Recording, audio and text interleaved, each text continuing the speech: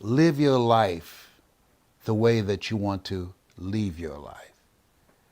Ladies and gentlemen, as I speak to you right now, if you had 90 days to live, how many of you will make some radical changes in your life? And most people raise their hands. And then you take a poll. You know what the majority of them will say? I will quit my job. Why? Because that's not them. Yeah. They're not doing something that's them. You spend 40 to 60 hours a week doing something that's not you. Yeah. That's stressful. But if you're doing something that's you, that's your passion. And so when you realize that we have a choice to accept life as it is, Yep. or be an active force for good, to decide, I don't want to just survive. This is not me. Yep. What it takes to survive and what it takes to live, those are two totally different things. Yep. And you got to be willing to work for that. A lot of people are afraid of that four-letter word. Willingness, W, the willingness to do the things today others won't do in order to have the things tomorrow others won't have.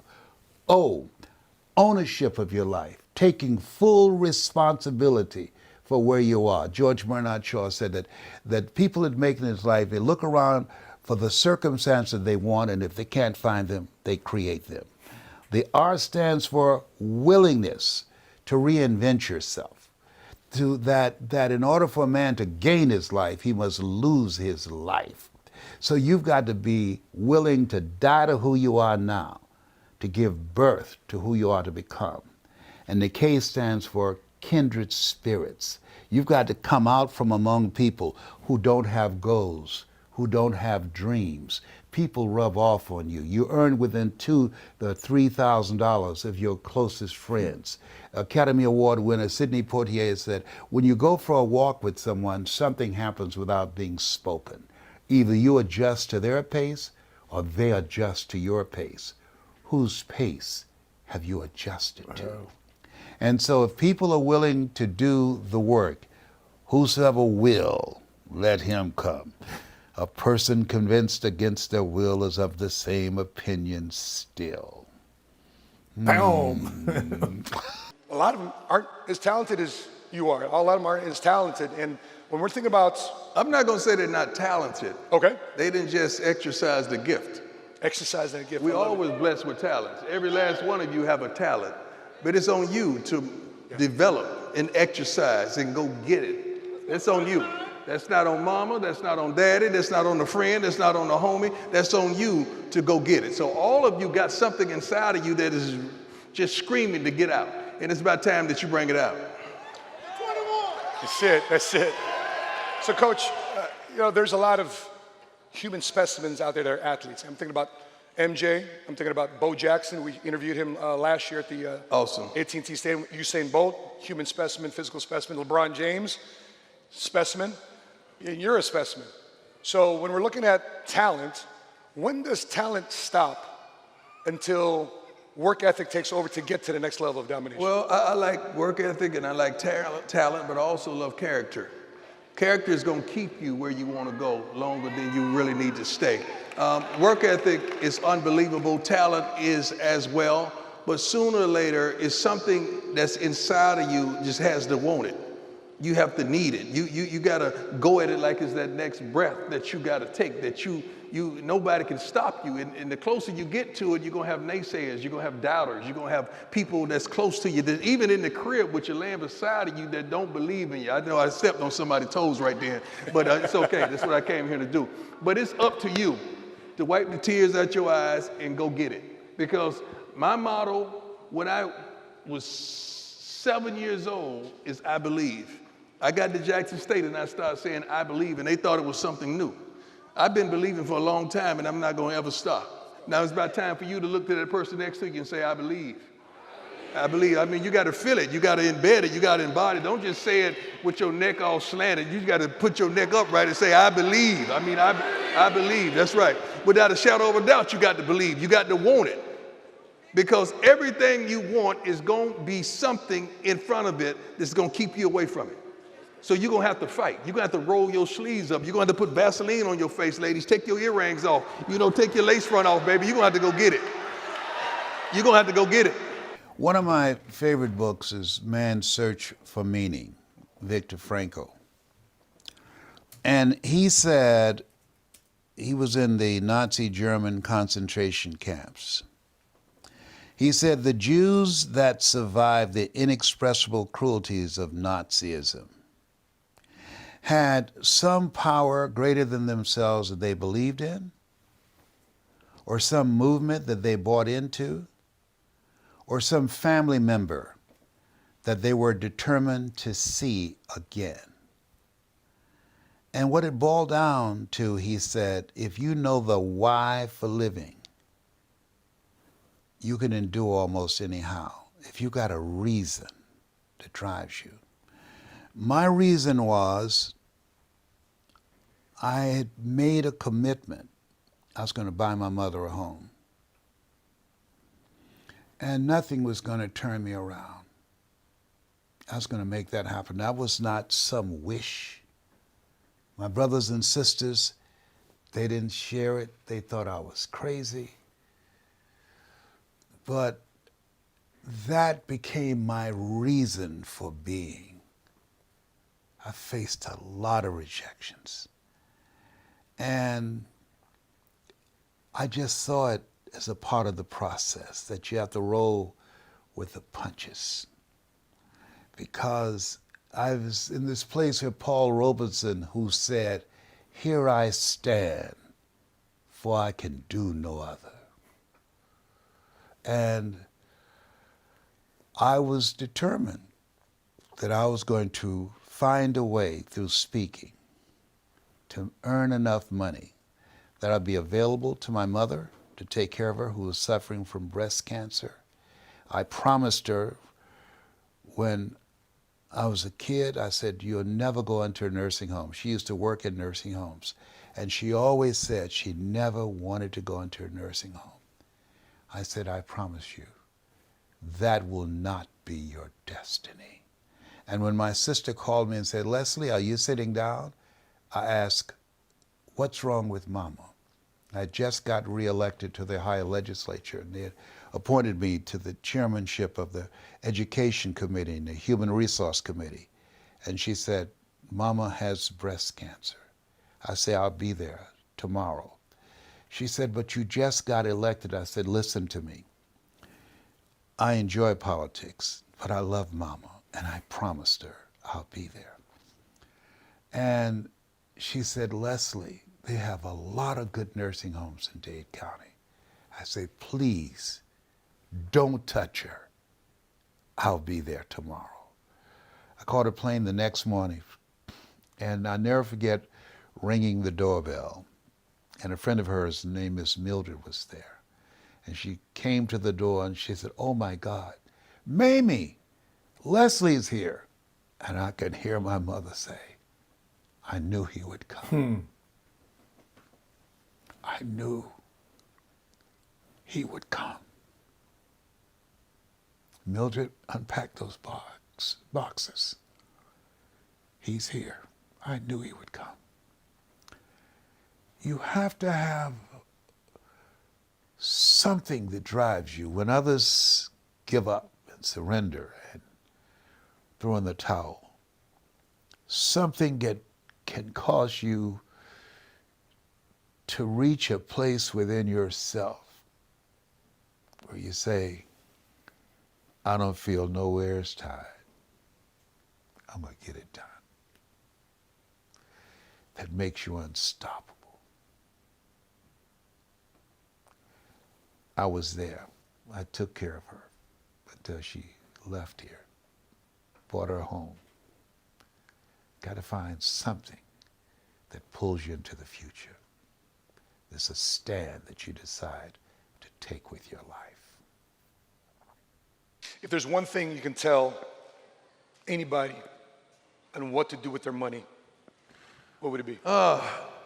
What to do with your money, and what would it be? You got to bet on you. It's so funny that you believe in others, you would bet on others, you would support others, you would be there for others, you would even lie at times for others. But when it comes to you, you take a darn back seat. I don't understand it. I'm not a gambler. I don't play with money of that nature. When I go to casinos, I don't even frequent down there. They don't even give me free rooms because they know I ain't spending no money, okay? But every now and then, I go put about $100 on 21 black. That's just an analogy. He got it, you didn't.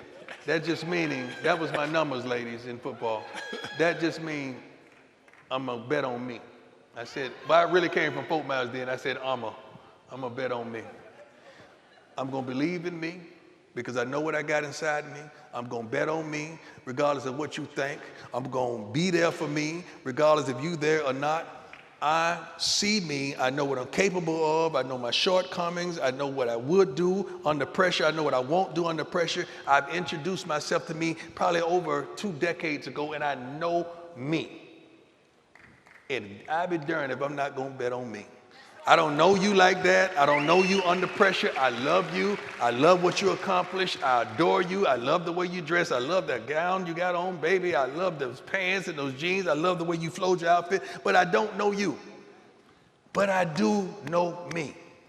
And I be darned. I know I got some improvement to do. I'm not perfect, but baby, I'm present. That's what I tell my kids. I'm not a perfect father, but I'm present. When you look around, I'm going to be there.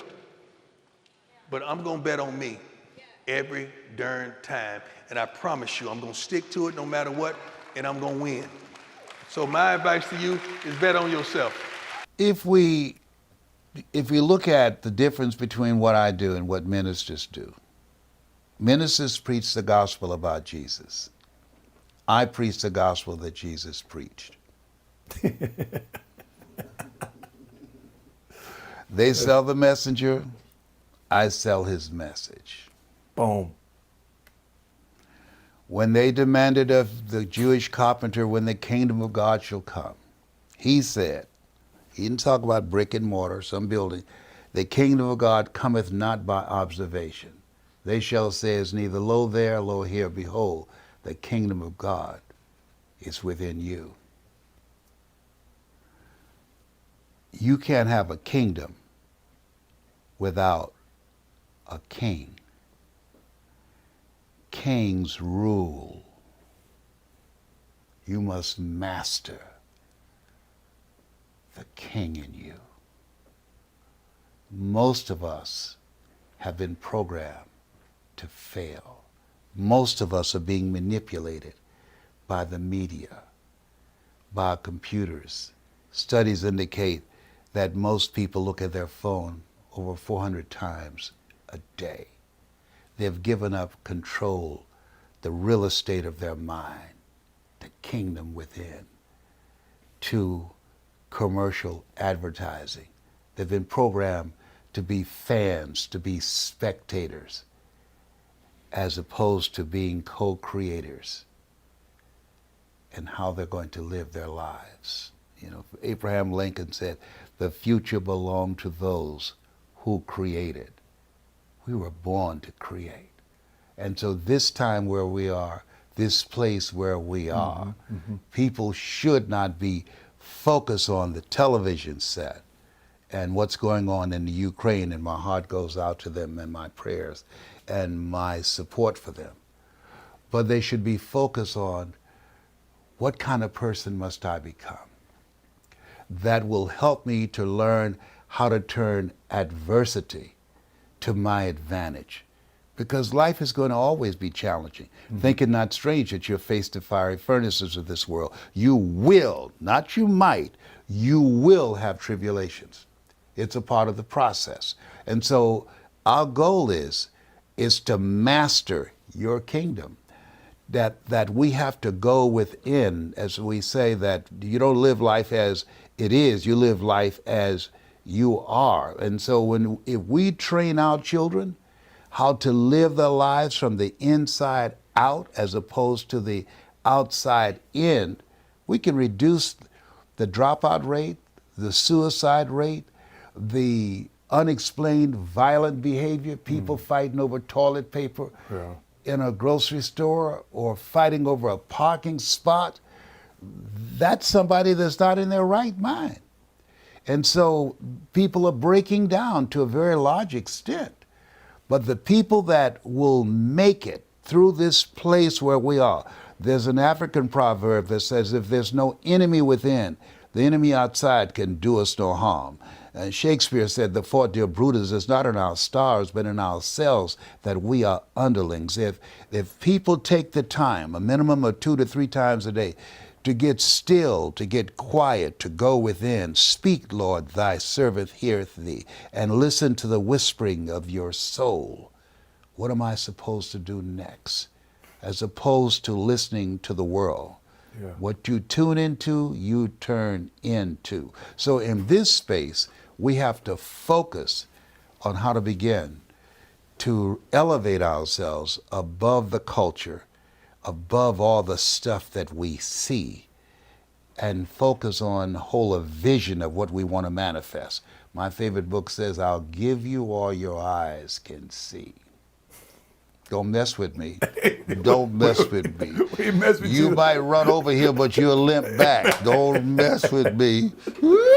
When you're looking at your career, I'm sure in addition to your victories and success, your championships, you also had tough and difficult losses. Yes.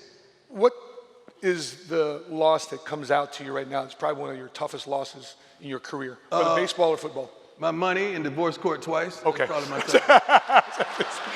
Football and baseball, divorce. It's probably my toughest loss. It was a tough fault case, but I lost some. Man, God gave it back to me in the end. But no, straight up. Honestly, that was my toughest loss. Just going through the nonsense of life, understanding that someone you lay with, you produce children with, is going to come out to be a darn war about something you worked your butt off for, and that's traumatic. But guess what? Sooner or later, you got to wipe your tears, put on a new suit, take a good shower, and get back out there and go get it. Okay? It's a lot of you right now. You need to thank God that he left. You need to thank God that she played you. You need to thank God that they did you that way. You need to thank God that they walked away. You need to thank God that you got strong enough where you finally said, no, you ain't doing me like that no more. And you need to thank God that it happened, because if it hadn't happened, you wouldn't be as strong. You wouldn't be as tough. You wouldn't be as resilient. You wouldn't be as provocative as you are now. So some things we got to thank God for, because God is trying to move that out the way so he can usher in and blessing you to a whole new beginning. And that's why I am. I'm 54 years old, looking like 35, 37, somewhere like that, and it's like a whole new chapter. I've been prime time, then I cut the time off, then I was just prime, and now I'm coach prime. It's a whole new chapter, and guess what? I'm still winning. Come on, baby. Come on, baby. Still winning. God, I'm still winning. By the way, in the audience right now, raise your hand if you've ever been through a divorce or family court. Two. Right? Two. There it is. There it is. It's tough. It's tough because you think so. You're almost like it hurts you as a man, as a provider. It hurts you emotionally, financially. I mean, it's a death, but they still walking around.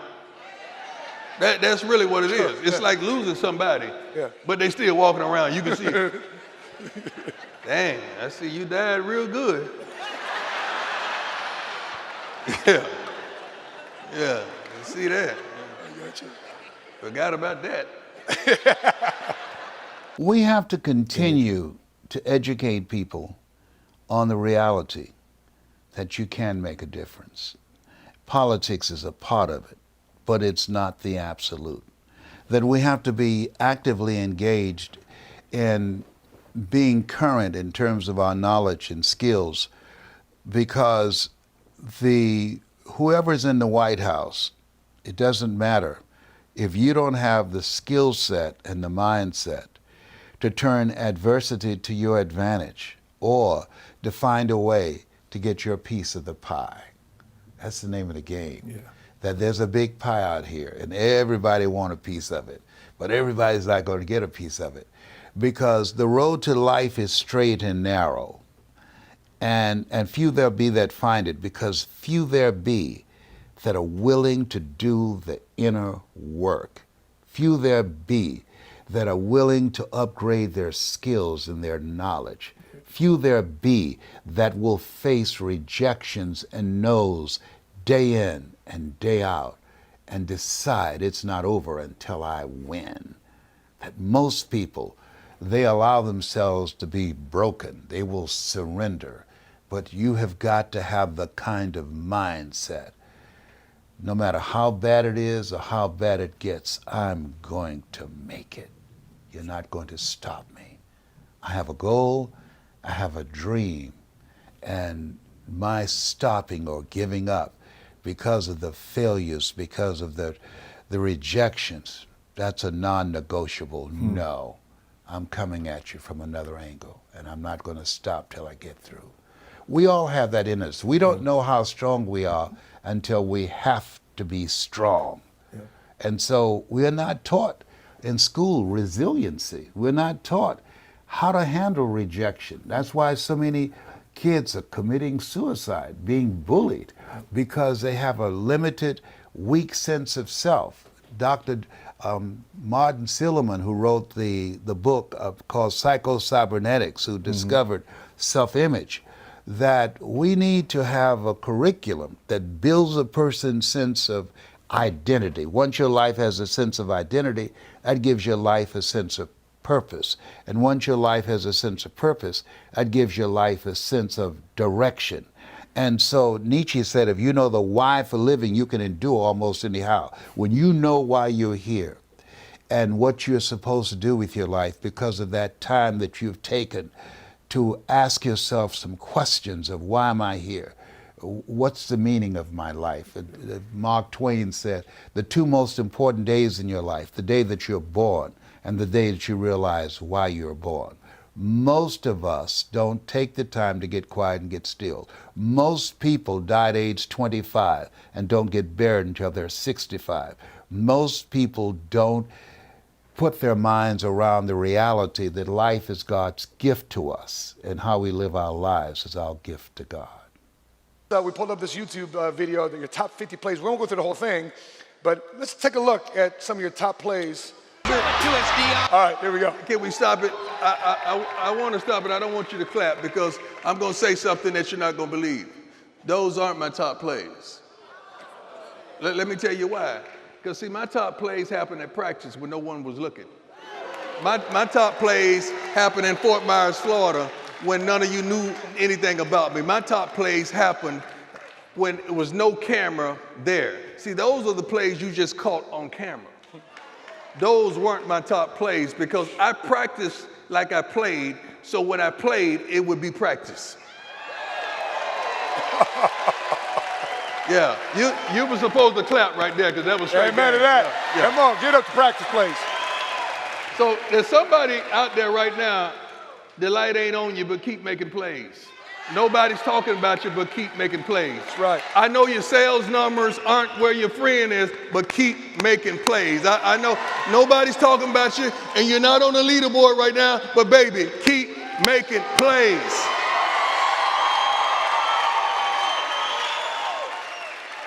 Coach, were you, with all that, were you ever a selfish player? I don't know what selfish is when you're playing a team sport. But even on a team sport, it was Yeah. my stats, my thing. No, it wasn't about me, but the better I did, the better we were. So you could see it as selfishness, you could see it as braggadocious, you could see it as individualism, but the better you are, the better it's gonna be for your company, the better it's gonna be for your team, the better it's gonna be for your family, the better it's gonna be for your kids, the better it's gonna be for your siblings. So you got to do your thing. I love team. But in the middle of Deion, there's an I. In the middle of the win, there's an I. In the middle of prime, there's an I. So I knew I had to do my job to make it easy for everybody else. Because you're the living embodiment. I mean, you're literally a living legend who's destroyed a lot of reasons why you shouldn't succeed, why you shouldn't get ahead. You know, there's people out there right now like, what am I supposed to do? They feel helpless. They feel isolated. They feel But they powerless. don't feel that in a vacuum. See, we were born to succeed. You're made in the likeness and image of God. It doesn't get any better than that. Yes, right. We were born to succeed. We've been given authority and dominion over everything on the face of the earth. But we've been programmed to fail. And so I say, particularly when I'm in church, even though we are made in the likeness and image of God and been given authority and dominion over everything on the face of the earth, we will never exercise authority and dominion over our lives until we exercise authority and dominion over what we are not. That we have bought into an image that has been sold to us. Dr. Carter G. Woodson said it best. He said, if you can determine what a man shall think, you never have to concern yourself with what he will do. He said, if you can make a man feel inferior, you never have to compel him to seek an inferior status, for he will seek it himself. And if you can make a man feel justly an outcast, you never have to order him to go to the back door. He'll go without being told. And if there's no door, his very nature will demand one. So our goal and objective in helping people to begin to plug into this economy is to deal with the pandemic that we presently have, but also the virus of mediocrity, HIV, hood-infected virus, AIDS, addiction to incarceration, and death syndrome.